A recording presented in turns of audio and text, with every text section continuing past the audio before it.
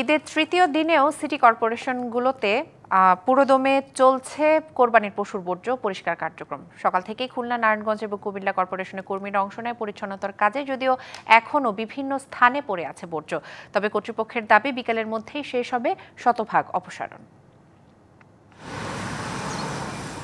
কোরবানির ঈদে দেশজুড়ে করা হয় কয়েক লাখ পশু কোরবানি। খুলনায় ঈদের তৃতীয় দিনে বর্জ্য অপসারণ শুরু হয় সকাল 10টা থেকে।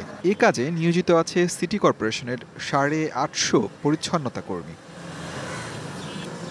খুলনা মহানগরীর 31টি ওয়ার্ডকে 16টি ইউনিটে ভাগ করে চলছে এই কার্যক্রম। পরিচ্ছন্নতা কর্মীরা আশা করছেন বিকেলের মধ্যেই কাজ শেষ করতে পারবেন তারা। ময়লা বা আবর্জনা, বর্জ্য আবর্জনা আমরা বাসাবাড়িতে আইনে এই জায়গায় ফালাই, সিটি গাড়িতে এসে ময়লাটা নিয়ে চলে যায়। রাস্তায় যারা কুরবানি দিয়েছে তাদের এই যে যত ওগলা, গোবর, হাবিজুবি সব রাস্তা থেকে আমরা টানিয়ে এনে ফেলাই দিচ্ছি। আর এইটা ওইটা না, কাপড় ধোয়ার একটাই solution, Chaka all in one. Indirabari city corporation ডাস্টবিনে নিয়ে যাবে। এদিকে কুমিল্লায় এখনও পর্যন্ত 1500 মেট্রিক টন বর্জ্য অপসারণ করা হয়েছে। স্থায়ী অস্থায়ী মিলিয়ে সেখানে কাজ করছে 400 পরিচ্ছন্নতা কর্মী। তবে সরেজমিনে দেখা গেছে জেলার তানপুর, কান্দিরপাড়, কাটাবিল ও চকবাজার এলাকায় এখনও পড়ে আছে ময়লা।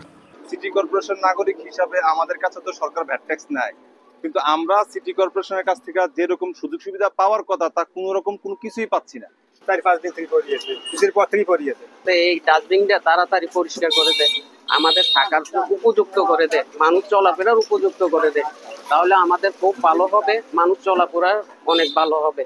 এদিকে 3 দিন পার হলেও এখনও নারায়ণগঞ্জ শহরের বিবি রোড ও নবাব সলিমুল্লাহ সড়কের বিভিন্ন জায়গায় দেখা গেছে ময়লার স্তূপ।